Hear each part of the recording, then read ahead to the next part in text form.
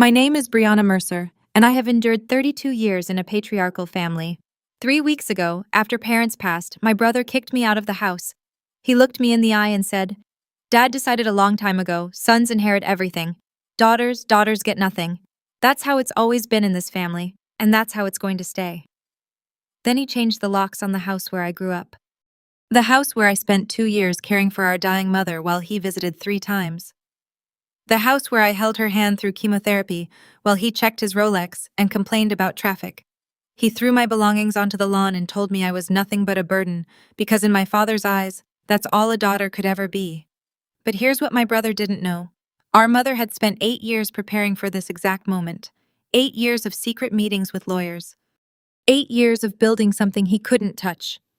Before I tell you what happened at the will reading, please take a moment to like and subscribe, but only if this story resonates with you. Where are you watching from right now? Drop your location and local time in the comments. Now, let me tell you how a worthless daughter ended up with everything. To understand what Marcus did, you need to understand the Mercer family. My father, Robert Mercer, built his life around one unshakable belief. Sons carry the family forward. Daughters, they marry well and disappear into someone else's name. He wasn't cruel about it, not overtly. He just allocated his attention accordingly. He was a contractor, successful enough to buy us a 4-bedroom colonial in the Connecticut suburbs. Nice neighborhood, good schools, a workshop in the garage where he spent weekends with Marcus teaching him to build things while I helped Mom in the kitchen. My mother, Linda, was the quiet center of our home.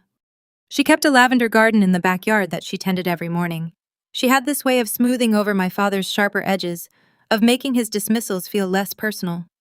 Marcus, 6 years older than me, absorbed Dad's worldview like scripture. When he graduated, Dad paid for his business degree at UConn. When Marcus wanted to get into real estate, Dad connected him with every contractor and developer he knew. When I wanted to go to nursing school, Dad said, "Girls don't need expensive educations. You'll get married anyway." I got scholarships. I worked double shifts at a diner. I paid my own way. And I remember, this was 8 years ago, my mother pulling me aside one evening after another dinner, where Dad praised Marcus's first big sale while barely acknowledging my acceptance into the program. "I've taken care of you," she whispered, squeezing my hand.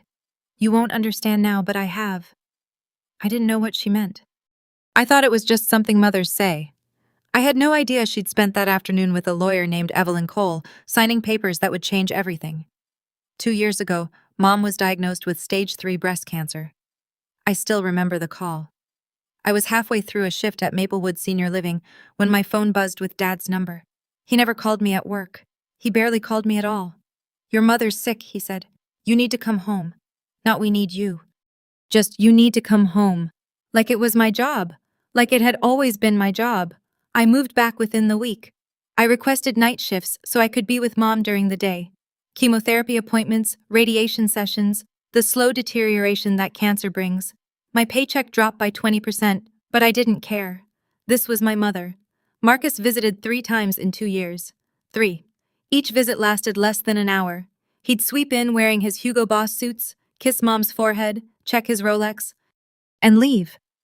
Victoria, his wife, came once and spent the entire time photographing the house for memories while barely looking at Mom. Dad never acknowledged what I was doing. In his mind, this was simply what daughters did. But Mom knew. She started meeting with someone once a month. A lawyer, she said, for insurance paperwork. I'd drive her to an office in Hartford, wait in the car, and drive her home. She always seemed lighter afterward. Like she'd set something down she'd been carrying too long. "You're such a good girl," she told me one night when I was helping her into bed. "Whatever happens, Brianna, remember that you did everything right. You showed up. That matters more than anyone knows." I thought she was talking about the cancer. She wasn't. Let me tell you about my brother and his wife. Marcus and Victoria lived in Greenwich, a 5-bedroom house in a neighborhood where the mailboxes probably cost more than my car. Victoria called herself a socialite, which as far as I could tell meant she attended gallery openings and posted photos of her Chanel bags on Instagram. She looked at me like I was something that needed to be cleaned up. Actually, no. She looked at me like she didn't see me at all. I was staff background noise. "Brianna," she said at Thanksgiving 2 years ago, the last one with Mom well enough to cook, "have you ever thought about doing something with more upward mobility? You can't wipe old people's bottoms forever." Mom's hand tightened on her fork. I'm a registered nurse, I said quietly. I help people. Victoria's laugh was a delicate, dismissive thing. Of course you do, but the moment that stayed with me came later that night. I'd gone to the kitchen for water and heard Marcus and Victoria in the hallway. Don't worry about her, Marcus said.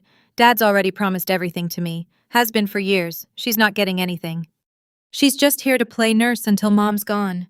Then she can disappear back into whatever sad little life she has.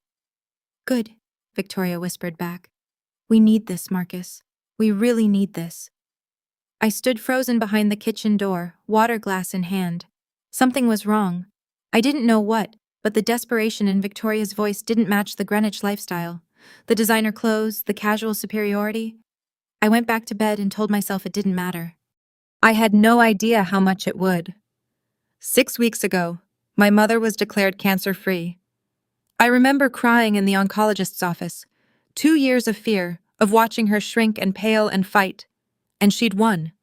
We went out for lunch at her favorite cafe, and she ordered a glass of champagne for the first time since her diagnosis. I want to visit my mother, she said, meaning Grandma Eleanor, who lived at an assisted living facility in Connecticut.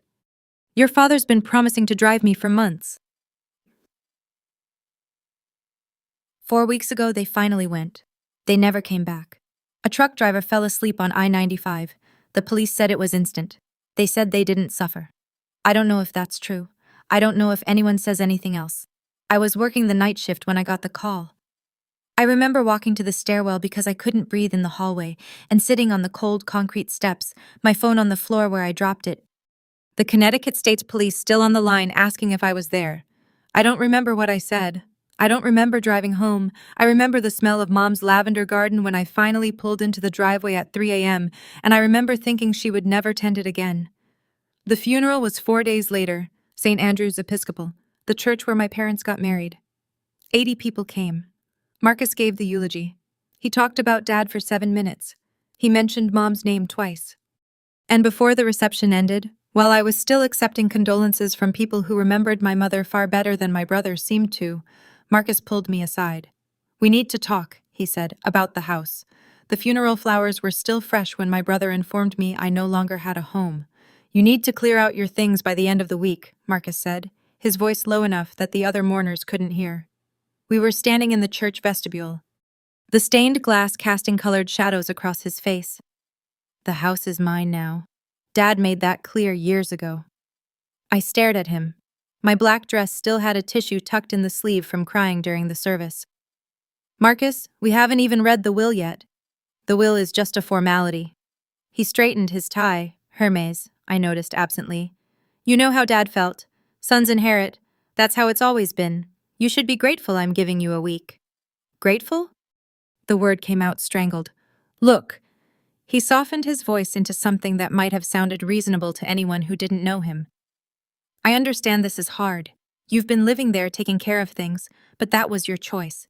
You could have had a real career, a real life. Instead, you chose to play nurse. That's not my fault. Behind him, Victoria was checking her phone, already bored. That's not Marcus. I took care of Mom for 2 years while I what? His eyes went hard. While I built something? While I made something of myself?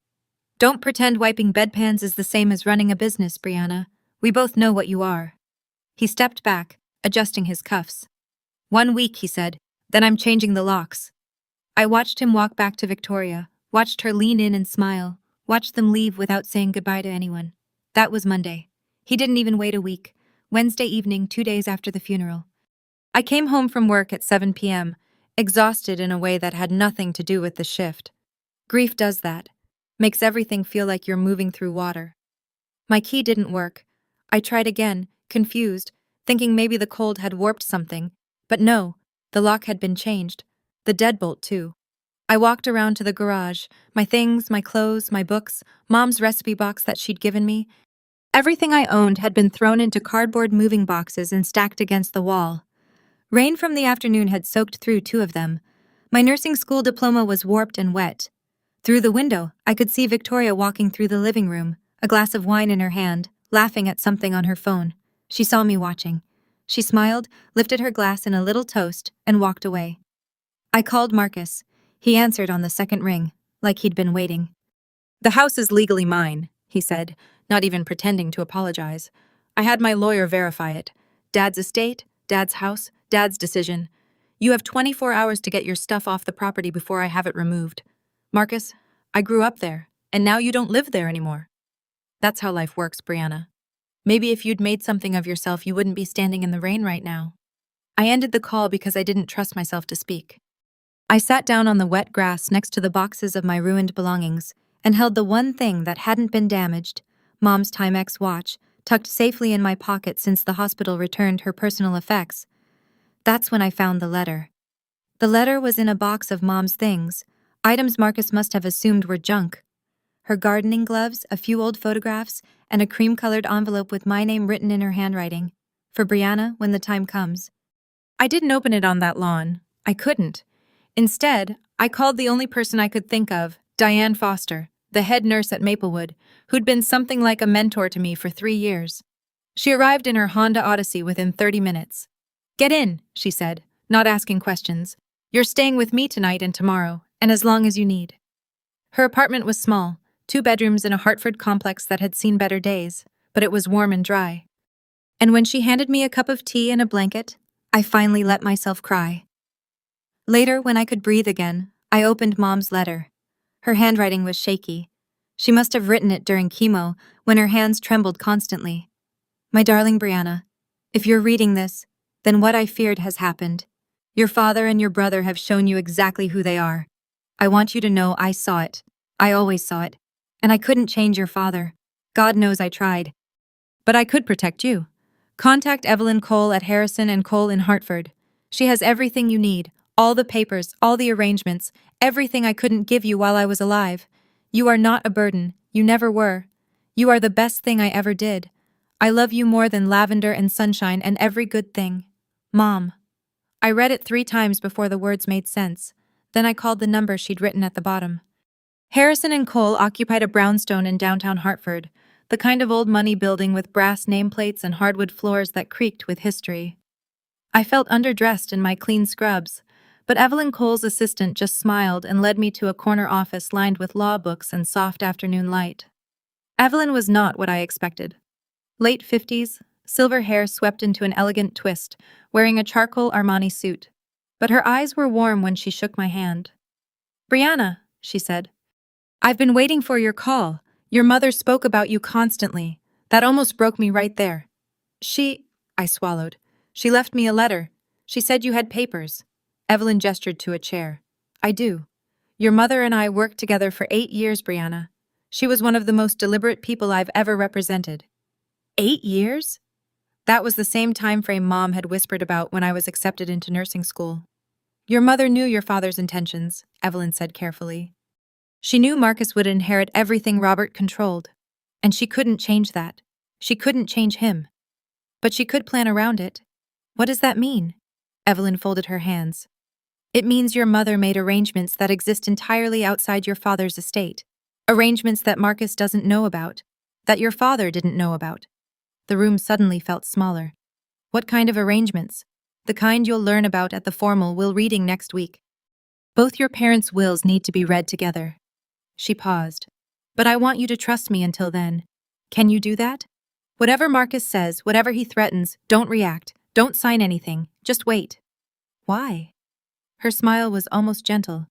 "Because your mother is about to have the last word." 3 days before the will reading, Marcus called. It was 10 p.m. I was sitting in Diane's kitchen, the lights dim, trying to read a book without absorbing a single word. His name on my phone screen made my stomach clench. "Brianna." His voice was friendly, which was somehow worse than hostile. "I've been thinking, this situation, us being at odds, it's not good for anyone. You kicked me out of my home 2 days after our parents' funeral, Marcus." I know. I could have handled it better." He actually sounded apologetic. "That's why I'm calling. I want to make this right." I waited. "I've drawn up a simple agreement," he continued. "You sign away any claim to contest the estate, and in exchange, I give you $10,000 cash, enough to get yourself settled somewhere nice. $10,000? For a lifetime of being told I was less? For 2 years of caring for our mother while he visited 3 times? For every dismissal, every slight, every moment Marcus and my father made me feel like I was taking up space that should have belonged to someone worthier. No. Brianna, be reasonable. You're not going to win anything in probate. Dad's will is clear. All you'll do is spend money on lawyers and drag this out for months. Take the money. Start over. I said no, Marcus. I'll see you at the will reading. His voice hardened instantly. You're making a mistake. You know that, right? You're going to walk out of that less than nothing, and you'll wish you'd taken this offer. Then that's my choice to make. Fine. He practically spat the word. But remember, I tried to be generous. What happens next is on you. The line went dead. I set down the phone with shaking hands. Then I did exactly what Evelyn told me to do. I waited. I have to pause here and ask you something. Have you ever been pressured to sign something by family? Told you have no right to ask for what's fair? That feeling, that specific helplessness, it stays with you. If this story is hitting close to home, leave a comment. I read every single one, I promise. And if you haven't subscribed yet, now might be the time. Because what happens next at that will reading, it changed everything. The will reading was scheduled for 2 p.m. on a Thursday at Harrison & Cole. The conference room had a mahogany table long enough to seat 12, though only 6 of us were there. Marcus, Victoria, me, Evelyn Cole, her assistant who would serve as witness, and to Marcus's visible surprise, my grandmother. Eleanor. Marcus's smile faltered when Grandma walked in. I didn't know you were coming. Grandma Eleanor Whitfield was 82 years old, and sharper than most people half her age. She wore a navy dress, her silver hair pinned back, and the sapphire ring she'd worn for as long as I could remember glinted on her finger. I was asked to be here, she said simply, taking the seat next to me, by my daughter. Marcus and Victoria exchanged glances. Well, Marcus said, recovering his confidence, the more the merrier, I suppose, though I don't see why we need to make this complicated. Dad's wishes were clear. Evelyn took her place at the head of the table, folders arranged precisely before her. Before we begin, I should note that we will be reading 2 wills today, Robert Mercer's will and Linda Mercer's will. They are separate documents with separate provisions. 2 wills? Victoria frowned. Why would that matter? Everything was jointly owned. Evelyn's expression remained neutral. Not everything, as it turns out. I felt Grandma's hand find mine under the table and squeeze. Marcus straightened his Rolex with a practiced gesture. Fine. Let's get this over with. Read Dad's will first. Evelyn opened the first folder. Very well. Last will and testament of Robert Allen Mercer, dated 14 months ago, witnessed and notarized in Hartford County. The room went quiet. This was it. Dad's will was exactly what Marcus expected. Evelyn read through the standard provisions, executor appointments, debt payments, funeral instructions, before reaching the distribution of assets. To my son, Marcus Robert Mercer, I leave 70% of my personal assets, including my vehicle, my workshop tools and equipment, and my share of all financial accounts held jointly with my wife. Marcus nodded slowly, satisfaction spreading across his features. To my daughter, Brianna Lynn Mercer, I leave 30% of my remaining personal assets. 30% of remaining assets, Victoria murmured, doing the math. After debts and expenses, so basically nothing. That's not I started. It's fine, Marcus cut in. Magnanimous now. Dad's accounts totaled about $80,000. You'll get something, Brianna. Maybe $24,000 after everything's settled. He smiled at me like he was doing me a favor. That's more than I expected Dad to leave you, honestly. Marcus, Grandma said quietly, perhaps you could let the lawyer finish. What's left to finish? He leaned back in his chair, one arm draped over the backrest. The house was Dad's, the money was Dad's. I'm the primary heir. Brianna gets a consolation prize, which is generous under the circumstances. Victoria pulled out her phone, probably already composing a post about her inheritance. Actually, Evelyn said, her voice cutting through Marcus's satisfaction, there's quite a bit left to discuss. Robert's will represents only a portion of your parents' combined estate. Combined? Marcus's confidence flickered.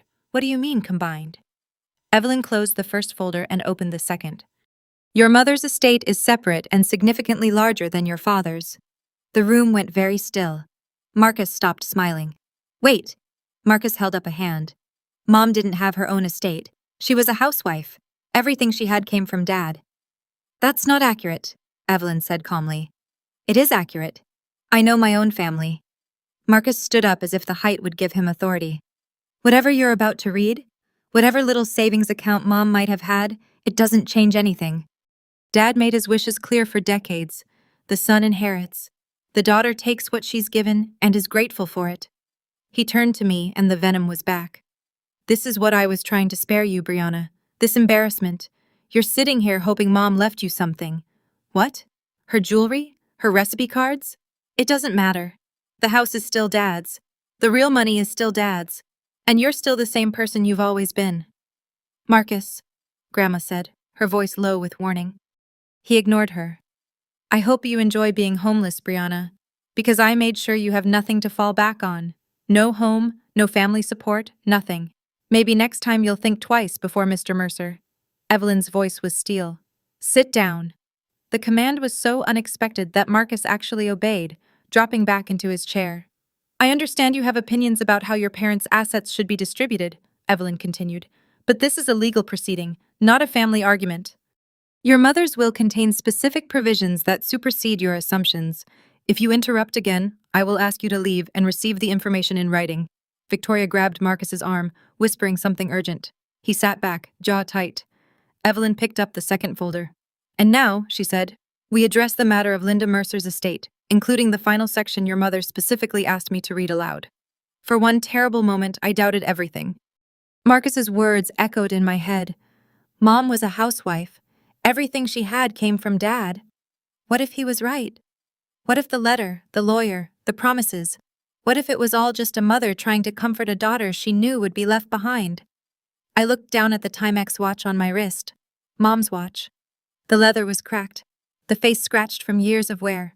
She could have afforded something nicer. I knew that now. But she wore this one every day until the day she died. What did she really leave me? Victoria was whispering to Marcus, her manicured nails tapping against the table. She probably just has some life insurance or something. A few $1,000s. Nothing that changes our situation. Our situation. The phrase caught my attention. What situation? Grandma's hand was still in mine under the table. I felt her squeeze again, firmer this time, as if she could sense my wavering. Brianna, she murmured, so quietly only I could hear. Your mother was the smartest woman I ever raised. Trust her. I looked at Evelyn, who was watching me with an expression I couldn't quite read. Patient, almost anticipatory. I'm ready, I said. Marcus snorted. Ready for disappointment? Victoria laughed. Evelyn ignored them both. She opened the folder and removed several documents. I could see official seals, notarized stamps, pages dense with legal text. Last will and testament of Linda Eleanor Mercer, she began. Updated 18 months ago. Witnessed by myself and a notary public of Hartford County. The testator was evaluated by Dr. Sarah Hammond, a board-certified psychiatrist, and declared fully competent to execute this document. She looked directly at Marcus. The first item is a letter Mrs. Mercer requested I read aloud to all present. Marcus shifted in his seat. 18 months ago? Mom was in the middle of chemo 18 months ago. Her judgment was compromised. I anticipated that concern. Evelyn replied, her tone even. Which is why I have Dr. Hammond's written evaluation confirming your mother's full cognitive capacity at the time of signing. I also have video documentation of the signing itself. She produced a USB drive and set it on the table. Your mother wanted no ambiguity. She recorded herself explaining every decision in this document. The video is 32 minutes long and available for review if anyone wishes to contest her competency. Victoria's phone had stopped moving. She stared at the USB drive like it might bite her. That's, Marcus swallowed. That's very thorough. Your mother was a thorough woman. Evelyn's lips curved just slightly. Now, the letter. She lifted a single page, handwritten on cream-colored stationery. I recognized the paper. Mom had a box of it in her desk, the expensive kind she used for important correspondence. To my children, Evelyn read, her voice clear and measured. If you are hearing this letter, then I am gone. And the moment I dreaded has arrived. My throat tightened. I love you both. I want you to know that first. But love does not make me blind. Marcus went very still. For 35 years, I watched your father favor Marcus in ways he didn't even recognize as favoritism. It was simply how he saw the world. Sons matter, daughters serve. I couldn't change him. Believe me, I tried. Evelyn paused, looking up at us. There's more, she said. But perhaps I should continue after everyone has had a moment. Keep reading, Marcus said tightly. Evelyn nodded, and I braced myself. Evelyn continued reading, and my mother's voice seemed to fill the room. When Brianna was born, Robert said, maybe next time we'll have another boy. I held my daughter in my arms and promised her silently that she would never be next time to me.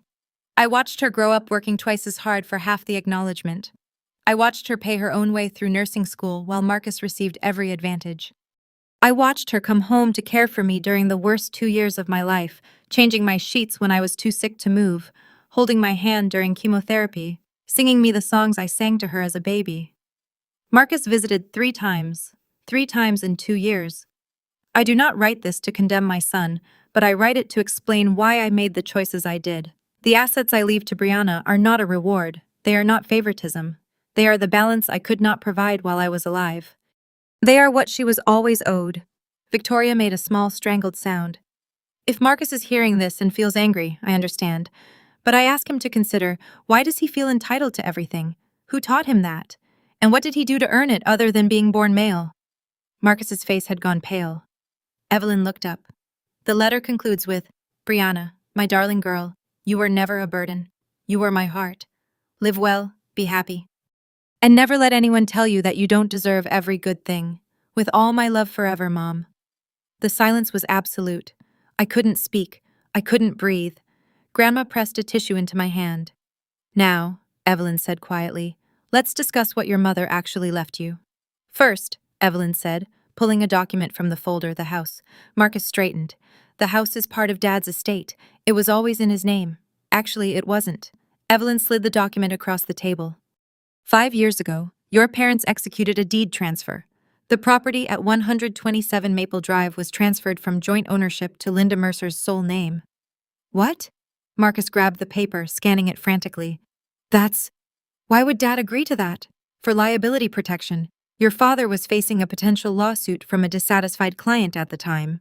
Moving the house into your mother's name protected it from any legal judgments against his business. It's a common estate planning strategy. I never heard about any lawsuit. It was settled out of court, but the deed transfer remained. Evelyn produced another document. This is the recorded deed from Hartford County Land Records dated 5 years ago. The property, currently valued at approximately $650,000, belonged solely to your mother. Victoria's face had gone a strange color. But that means your mother had full authority to leave it to whomever she chose. Evelyn looked at me, and she chose you, Brianna. No. Marcus shook his head. No, this has to be a mistake, Dad said. He always said your father believed what he wanted to believe, Grandma said sharply. Linda told him the deed transfer was temporary for the lawsuit. She never transferred it back, and he never checked. I stared at the deed, my mother's signature at the bottom, neat and deliberate. The house where I grew up, the house where I cared for her, the house Marcus had thrown me out of. It was mine. It had been mine the whole time. Additionally, Evelyn continued, as if she hadn't just detonated a bomb in the middle of the room, there is the matter of the irrevocable trust. The what? Marcus looked like he'd been hit. 8 years ago, your mother established an irrevocable trust with Brianna as the sole beneficiary. An irrevocable trust, once established, cannot be modified or dissolved without the beneficiary's consent. It exists entirely outside the probate process. 8 years ago, Marcus turned to Grandma. You gave her the money. You gave her the... Grandma didn't flinch. I gave my daughter money that was mine to give. What she did with it was her business. The trust was funded with a $400,000 gift from Mrs. Whitfield, Evelyn confirmed. Your mother invested it conservatively in index funds over the past 8 years. The current value, she consulted her notes, is approximately $1.2 million. Victoria made a sound like she'd been punched. 1.2 million, Marcus repeated slowly. That is correct. And because the trust is irrevocable and was funded entirely with your grandmother's gift, separate property, never commingled with marital assets, it was never part of your parents' joint estate. It has always belonged to Brianna. I couldn't process the number. $1.2 million. My mother who wore a Timex watch and grew her own vegetables, had quietly built me a fortune while I thought I was barely getting by. This is fraud, Marcus sputtered. Dad didn't know about this. He would never have. Your father's knowledge is irrelevant, Evelyn said calmly. The trust was legally established with funds that were never his. He had no claim to it, and neither do you. The USB drive sat on the table untouched. 32 minutes of my mother explaining why she'd done what she did. There is one final asset, Evelyn said. Marcus looked like he might be sick. Victoria's grip on his arm had turned white-knuckled. Your mother held a life insurance policy with Northwestern Mutual valued at the beneficiary was designated as... She paused. Brianna Lynn Mercer, solely. Mom had life insurance? I hadn't known. I hadn't known any of this. She purchased it 12 years ago when you were 16. She paid the premiums from her personal account, money your grandmother sent her annually as gifts. Your father was never a named beneficiary. But I'm her son, Marcus said. And there was something desperate in his voice now. Something cracked. I'm her firstborn. She can't just leave me nothing. She didn't leave you nothing, Mr. Mercer. Evelyn pulled out a final page. Your mother's will specifies that you are to receive her personal effects, photograph albums, her jewelry collection, and a letter she wrote specifically for you. A letter? Marcus laughed, but it was hollow. She leaves Brianna millions, and I get a letter. And the jewelry has meaningful pieces, Evelyn offered. I don't want her jewelry. Marcus slammed his palm on the table. Victoria jumped. I want what I was promised. I want what I earned. What you earned? I spoke before I could stop myself. The words came out quiet, but they filled the room. You visited Mom 3 times in 2 years, Marcus. 3 times. You told me I was nothing but a burden while I was holding her hand through chemotherapy. What exactly did you earn? He stared at me. I stared back. Let's discuss the total figures, Evelyn said. And I could hear the faintest satisfaction in her professional tone. This is contested. Marcus stood up so fast his chair nearly toppled. I'm contesting all of it. Mom wasn't in her right mind. The chemo, the medication, she couldn't have made these decisions rationally. Evelyn remained seated. As I mentioned, your mother underwent a cognitive evaluation by Dr. Sarah Hammond, a board-certified psychiatrist unaffiliated with her medical treatment. The evaluation concluded that Mrs. Mercer was fully competent and understood the nature and consequences of her decisions. Psychiatrists can be wrong. Additionally, the signing of her will was recorded on video. Evelyn tapped the USB drive. In it, your mother clearly articulates her reasons for each bequest. She also directly addresses the possibility that you might contest and explains why such a contest would fail. Marcus's jaw worked. Furthermore, Evelyn continued, the irrevocable trust and life insurance beneficiary designations are not subject to will contests. They are independent legal instruments that bypass probate entirely. You have no standing to challenge them. There has to be something. If you wish to contest your father's will, you may do so, though I'd advise consulting with your own counsel about the costs versus the potential recovery. As for your mother's arrangements, Evelyn's gaze was level. She anticipated your objections, Mr. Mercer. She spent 8 years making sure everything was ironclad. Grandma Eleanor spoke up. My daughter didn't do this out of spite, Marcus. She did it because she knew, we all knew, that without protection, Brianna would receive nothing, and Brianna deserved better than nothing. Marcus turned to Grandma, his face contorted. You helped her hide this. You helped her cut me out. I helped her protect her daughter, Grandma said simply. The same thing any mother would do. Marcus had no answer to that. Victoria broke first. This is insane. She stood up, her careful composure finally shattering. She's a nurse. She wipes old people's behinds for a living, and she gets $2 million While you what, Mrs. Mercer? Evelyn asked mildly. Victoria's mouth opened and closed. She'd said too much, and she knew it. While you're about to lose your house in Greenwich, Grandma said. Her voice was quiet, but it cut through the room.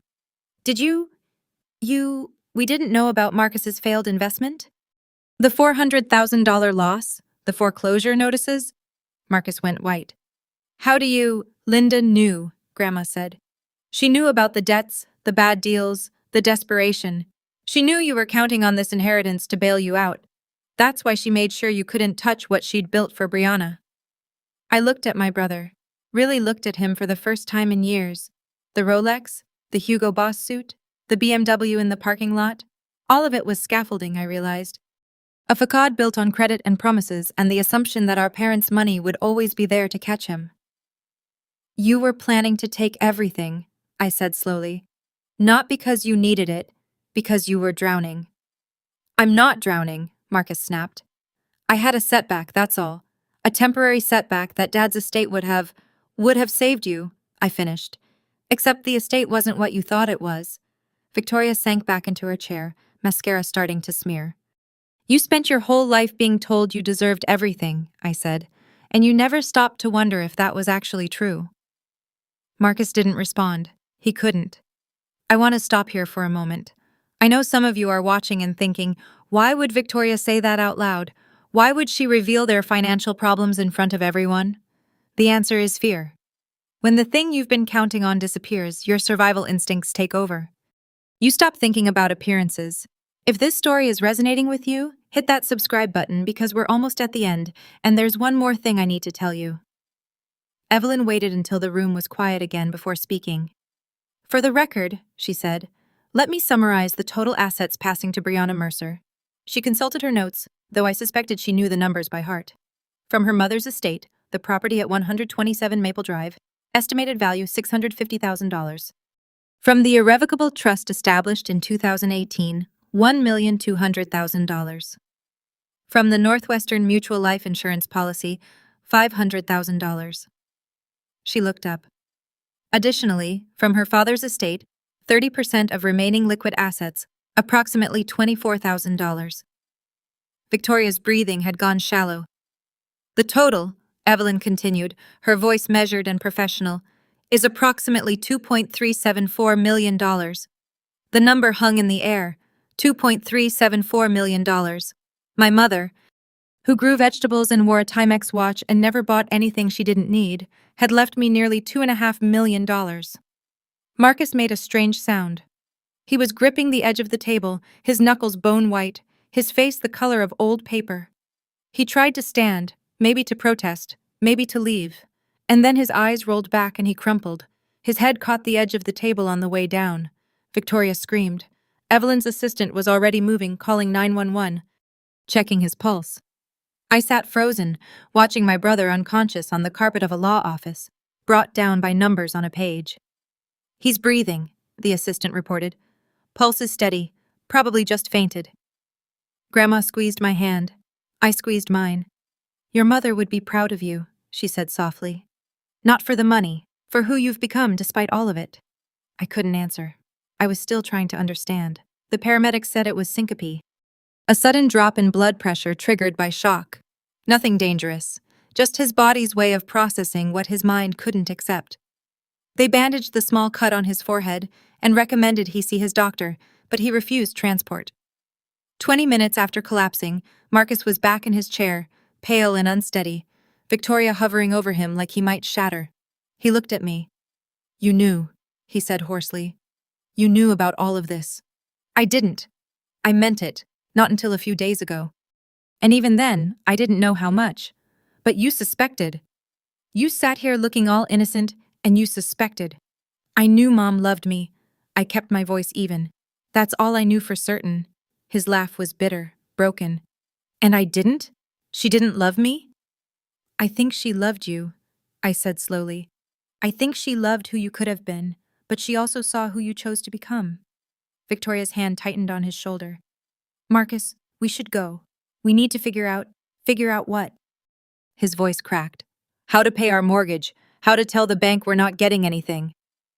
He looked at me with something that might have been desperation. Brianna, you have to help me. We're family. The words hung there. Family. 3 visits in 2 years. You're just dead weight. Enjoy being homeless. Marcus, I said. You kicked me out of my own home before our mother's flowers had wilted. You told me I was nothing but a burden. You tried to get me to sign away everything for $10,000. I stood up. I'm not going to pretend that didn't happen. You have to understand, Marcus said, his voice rising. I was stressed. The investments, the pressure. I didn't mean half of what I said. That's not who I really am. Then who are you, Marcus? I asked quietly. Because I've known you for 28 years, and I've never seen any evidence of anyone different. He flinched. I'm not going to let my brother become homeless, I said. I'm not cruel. But I'm also not going to bail you out of decisions you made while treating me like I was worthless. So what then? You just walk away with millions and I get nothing? You get exactly what you earned. I picked up my bag, the same worn leather bag I'd carried through nursing school, through 2 years of night shifts, through every moment my family dismissed me. You get the consequences of your choices, the same way I'm finally getting the consequences of mine. Victoria started to speak, but I held up my hand. If you want to contact me, you can go through Evelyn, but any personal relationship between us, I looked at my brother, this man I'd grown up with, who'd held my hand at our first day of school, who'd become someone I barely recognized. That's going to take time, a lot of time, and honestly, I don't know if we'll ever get there. Brianna, I'm not doing this to hurt you. My voice was steady. I'm doing it because I finally understand something Mom tried to teach me. I don't have to accept treatment that I wouldn't give to someone else. I walked toward the door. Mom loved you, I said over my shoulder. But she loved me enough to protect me from you. That's the difference. I didn't wait for him to respond. Grandma followed me out to the hallway. Wait, she said, catching my arm. I have something for you. She reached into her purse and withdrew a small velvet box, navy blue, worn soft at the corners. Your mother wanted you to have this. She asked me to give it to you after the reading. Inside was her sapphire ring, the one Grandma had worn as long as I could remember, the one I'd admired since I was a little girl. Grandma, I can't. This is yours. It was mine, she corrected gently. I gave it to your mother on her wedding day, and she gave it back when she knew she was dying so I could give it to you when the time was right. I slid it onto my finger. It fit perfectly. There's something else you should know, Grandma said. Something even your mother didn't put in the will. I looked up. Linda wanted to leave your father years ago, before you were born, but then she got pregnant with Marcus and she stayed. She stayed for you kids. I never knew. No one did. She made the best of it, but she always regretted that she couldn't give you a different childhood. Grandma's eyes were bright with unshed tears. The trust, the insurance, all of it. It was her way of giving you the freedom she never had. The freedom to walk away from people who don't value you. I hugged her. This tiny woman who had helped my mother plan for 8 years to give me a future. Thank you, I whispered. Don't thank me, she said. Just live well. That's all your mother ever wanted. Behind us, I heard Marcus and Victoria finally leaving, their voices low and strained. I didn't look back. 1 month later, I sat in the office of a financial advisor in Hartford. Someone Evelyn had recommended, a woman with 20 years of experience and no interest in getting rich off my inexperience. Here's my recommendation, she said, sliding a document across the desk. We keep the trust invested. Draw only what you need for living expenses. The insurance goes into a high-yield savings account for emergencies and opportunities. We pay off your student loans immediately. That's about $42,000. And you keep working. Keep working? I'd expected her to suggest I retire. Travel. Do something extravagant. You love your job, she said simply. Money shouldn't change who you are. It should just give you options. Yeah. So that's what I did. I paid off my loans, a debt I'd been chipping away at for 6 years, gone in a single transaction. I kept my position at Maplewood, though I switched to day shifts now that I didn't need the night differential. I stayed with Diane for another month while I figured out what to do about the house, because the house was complicated. It was where I'd cared for Mom, where I'd been thrown out like garbage, where Marcus and Victoria had drunk wine while my belongings soaked in the rain. It was also the place where Mom had grown her lavender garden, where she'd tucked me in at night, where she'd quietly met with lawyers and built a future I never knew existed. I wasn't ready to live there, not yet, but I wasn't ready to sell it either. Rent it, Diane suggested one evening. Let it pay for itself while you figure things out. There's no rush. She was right. For the first time in my life, there was no rush. I had time now. Mom had given me that. 3 months after the will reading, Grandma called me with news. Marcus had to sell the Greenwich house, she said. Victoria filed for divorce last week. I was at work, on my break, sitting in the same stairwell where I'd learned our parents were dead. Strange how places accumulate moments. How do you know? His listing showed up on Zillow. And Victoria's Instagram is very forthcoming. Grandma's tone was dry. She's already rebranding herself as a survivor of narcissistic financial abuse. Direct quote, I almost laughed, almost. Is he okay? Define okay, Grandma sighed. He's living in an apartment in Bridgeport, still working in real estate, but not at his old firm.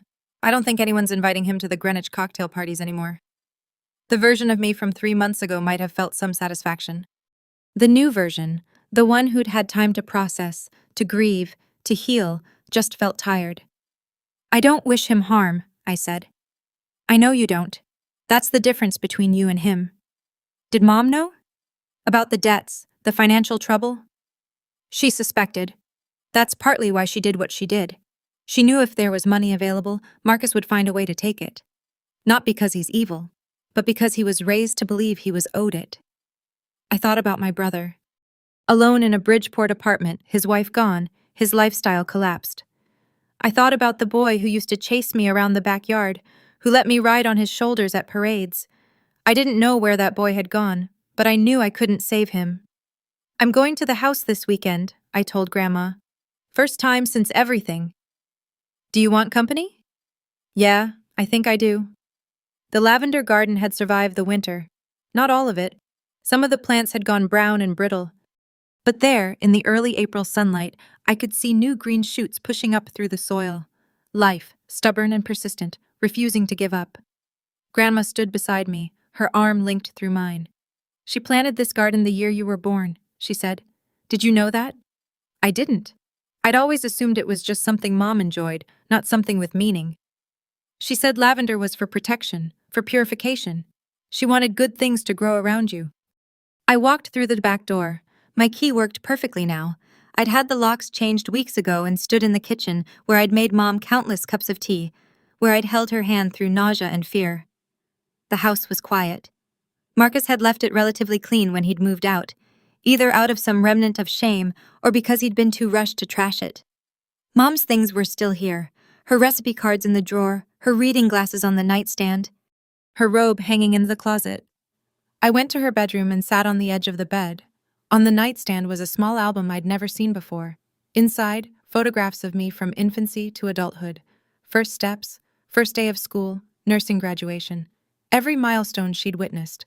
On the first page, in her careful handwriting, for my bravest girl.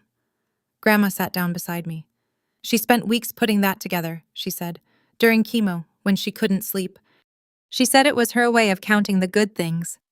I held the album to my chest and finally let myself cry. Not grief this time. Gratitude. 6 months after that while reading, I enrolled in a nurse practitioner program. It was something I'd wanted for years, the chance to do more than bedside care, to diagnose and treat, to help patients in a deeper way. But the program was expensive, and between my student loans and my barely there savings, it had always seemed like a distant dream. Now I could afford it.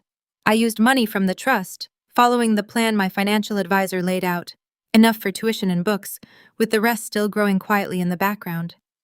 I kept working part-time at Maplewood because I wasn't ready to leave the patients I'd grown to love. Diane and I found an apartment together near the hospital, 2 bedrooms, a tiny balcony where I started growing lavender in pots. She said living alone was overrated anyway, and I said having a roommate meant someone to split streaming subscriptions with. We both knew it was more than that. Grandma called every Sunday. She'd tell me stories about Mom as a child, about their adventures before she met Dad, about the woman she was before life wore her down. I recorded the calls on my phone, building an archive of the mother I was still getting to know. And the house on Maple Drive? I rented it to a young family, a nurse actually, from Maplewood, and her husband and 2 little girls. The older daughter asked if she could take care of the lavender garden. I said yes. I said yes to a lot of things that year. To opportunities, to rest, to the slow process of understanding that I was worth more than I'd been told. My mother didn't give me money. She gave me permission to believe I deserved it. I've thought a lot about why Marcus became who he is, not to excuse him. There's no excuse for how he treated me, but to understand. My brother grew up being told he was special simply because he was born male. He didn't have to prove anything. The world was his by default. So he never developed the muscles for empathy, for earning what he had, for recognizing that other people's needs mattered as much as his own. Psychologists call it entitlement, the belief that you deserve things without effort. It's not born, it's taught. And once it's there, it's almost impossible to unlearn. Because admitting you're not special means admitting your whole identity was a lie, Marcus isn't a monster. He's a product of a system that told him he was worth more than he was, and when reality finally caught up, he didn't know how to handle it. I don't know if he'll ever change. I hope he does, but I also know that his change isn't my responsibility. My responsibility is to myself, to live the life Mom wanted for me, to set boundaries that protect my peace, to remember that walking away from toxic people isn't cruelty. It's survival. If you're watching this and you've been told you're not enough by family, by partners, by anyone who should have loved you, I want you to know they were wrong. You were always enough. Sometimes the people who love us protect us in ways we don't see, and sometimes we have to become our own protectors. That's what I learned from my mother. If this story meant something to you, I'd love to hear your thoughts in the comments. Tell me about someone who protected you, or someone you wish had. And if you want more stories like this, check the links in the description. Thank you for staying until the end. It means more than you know.